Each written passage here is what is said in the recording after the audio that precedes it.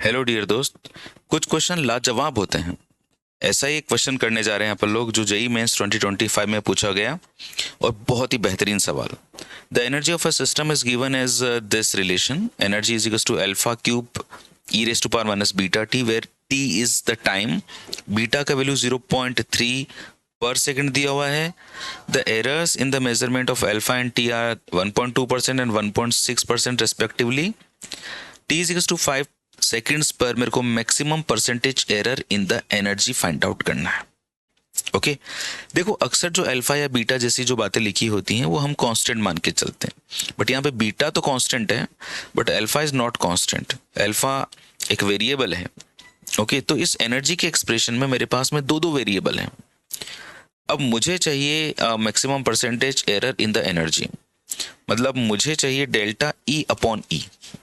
Okay तो उसका मतलब ये तय हुआ कि जब दो दो वेरिएबल्स आएंगे तो मुझे डिफरेंशिएशन करना होगा। तो पहले तो मुझे मेरे एक्सप्रेशन को सजाना होगा सही तरह से। ये मेरे पास एक्सप्रेशन है। एक काम करता हूँ, बिकॉज अल्फा और टाइम ये दोनों वेरिएबल्स हैं तो मैं दोनों तरफ डिफरेंशिएट कर देता हूँ। Differentiate both sides with respect to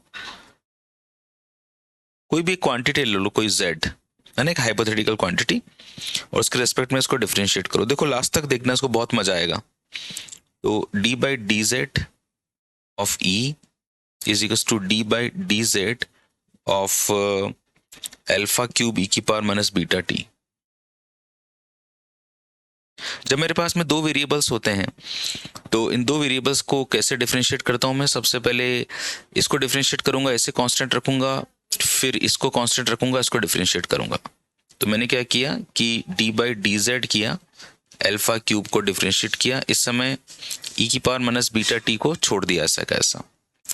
फिर मैंने अल्फा क्यूब को छोड़ दिया जैसा था वैसा का वैसा, और डिफरेंशिएट किया मैंने ई की पावर माइनस बीटा टी को।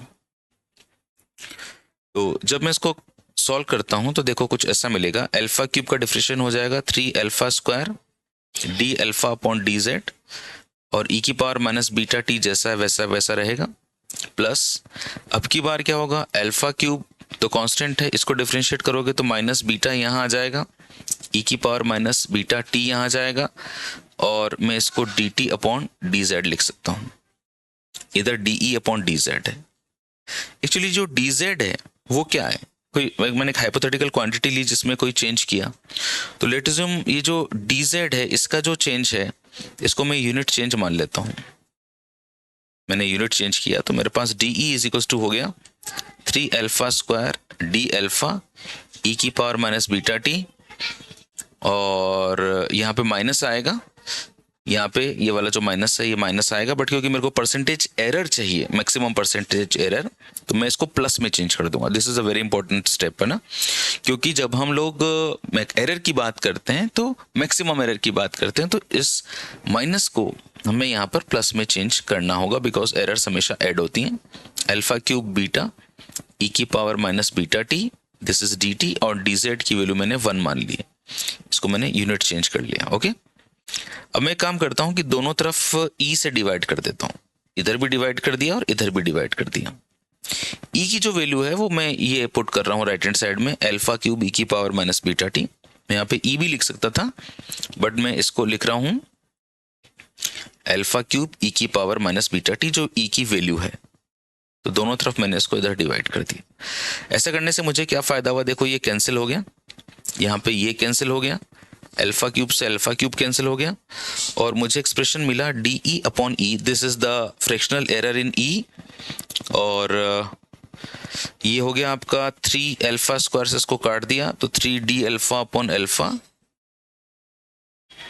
प्लस प्लस लगा रहा हूँ, इस माइनस को मैंने प्लस में चेंज किया था क्योंकि मेरे को मेरी एरर्स जो होती हैं वो पॉजिटिव में होती हैं ना, ऐड होती हैं। ये beta d t, this is beta and this is d t. Okay अब d alpha upon alpha, this is the percentage change in error, मतलब this is the percentage error in alpha. Alpha में percentage error 1.2% दे रखा। Percentage error का मतलब होता है d upon alpha, and this is 1.2%, ये मेरे को क्वेश्चन में गिवन है, and this is 3 plus beta. Beta is given in the question and this is 0.3.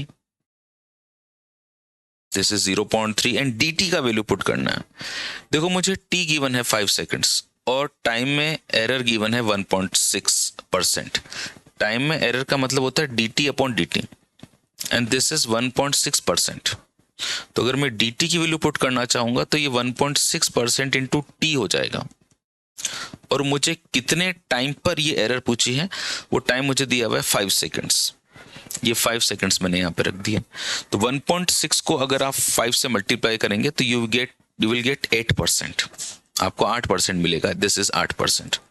1.2 into 3 तो दिस इज 3.6%. 0.3 को 8 से मल्टीप्लाई करोगे तो you will get 2.4%. 3.6% plus 2.4% is 6%. ओए हम हमारी मंजिल तक पहुंच गए हैं दोस्त. 6%. 6% मेरे ऑप्शंस में पहला ऑप्शन ही है. देखा, मजा आया ना? कितना शानदार सवाल था. दो वेरिएबल्स, उनको हम लोगों ने डिफरेंशिएट किया. डिफरेंशिएट करने के बाद में ये भी बहुत एक तगड़ा स्टेप था यहाँ पे इस माइनस को प्लस में कन्वर्ट करना. और फिर ये जो एक टर्म बनी है dt वाली है ना, इस dt वाली टर्म को जो हम लोगों ने सॉल्व किया ऐसे गिवन इंफॉर्मेशन से, ये भी बहुत खास था. और फिर फाइनल आंसर तक पहुंचना. ओके, तो आई होप आपने इस क्वेश्चन को एंजॉय किया होगा और इससे बहुत सारे क्वेश्चंस आपको मेरी प्लेलिस्ट के अंदर मिल जाएंगे. तो डेफिनेटली आप मेहनत कर रहे हैं, मैं भी मेहनत कर रहा हूं और आपकी मेहनत जरूर जरूर सफल होगी. आपका लाइक और एक आपका कमेंट डेफिनेटली मेरा हौसला बढ़ाएगा. Okay, keep connected with APG की दुनिया. ईश्वर आपको सफलता दे.